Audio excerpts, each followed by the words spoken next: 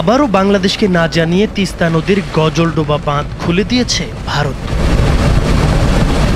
ফলে বেড়ে যাচ্ছে তিস্তা নদীর পানির স্তর। তিস্তা অববাহিকায় সাধারণ বন্যা দেখা দিতে পারে বলে জানিয়েছে বাংলাদেশের বন্যা পূর্বাভাস ও সতর্কীকরণ কেন্দ্র।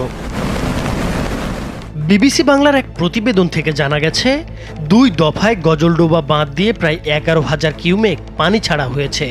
গত শুক্রবার ভারতীয় সময় রাত 8টায় প্রায় 6,000 ও তারপরে রাত 12:30টায় আরও একবার 4,700 কিউমেকেরও বেশি পানি ছাড়া হয়েছে। এদিকে বাংলাদেশেও গত কয়েকদিন ধরে ভারী বৃষ্টিপাত হচ্ছে, ফলে ইতোমধ্যে তিস্তা নদীর পানি বিপদসীমা ছুঁই ছুঁই করছে। বিবিসির ওই প্রতিবেদন অনুযায়ী এই বিপুল পরিমাণ পানি ছেড়ে দেওয়ার বিষয়ে আগে থেকে বাংলাদেশের বন্যা পূর্বাভাস ও সতর্কীকরণ কেন্দ্রের কিছুই জানা ছিল না।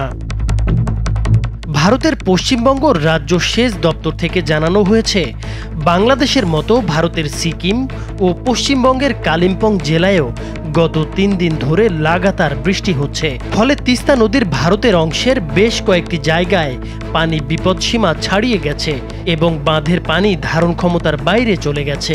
এই পানি বের করার জন্য এক পর্যায়ে গেট খুলতে হয়েছে তাদের। তিস্তা অববাহিকায় পানির স্তর বাড়তে থাকায় গতকাল রাত থেকে জলপাইগুড়ি ও কোচবিহার জেলা প্রশাসন নদী তীরবর্তী এলাকাগুলো থেকে বাসিন্দাদের সরিয়ে দিতে শুরু করেছে। বাংলাদেশের বন্যা পূর্বাভাস ও সতর্কীকরণ কেন্দ্র জানিয়েছে, নীলফামারী, কুড়িগ্রাম, রংপুর, গাইবান্ধা এবং লালমনিরহাট এই 5 জেলার নিম্নাঞ্চল ও চরাঞ্চল প্লাবিত হওয়ার ঝুঁকি আছে। আগামী 24 ঘন্টা তিস্তার পানি বৃদ্ধি অব্যাহত থাকবে, ফলে তিস্তা অববাহিকায় সাধারণ বন্যা দেখা দিতে পারে। নাইমুর হোসেন, মাছরাঙা টেলিভিশন।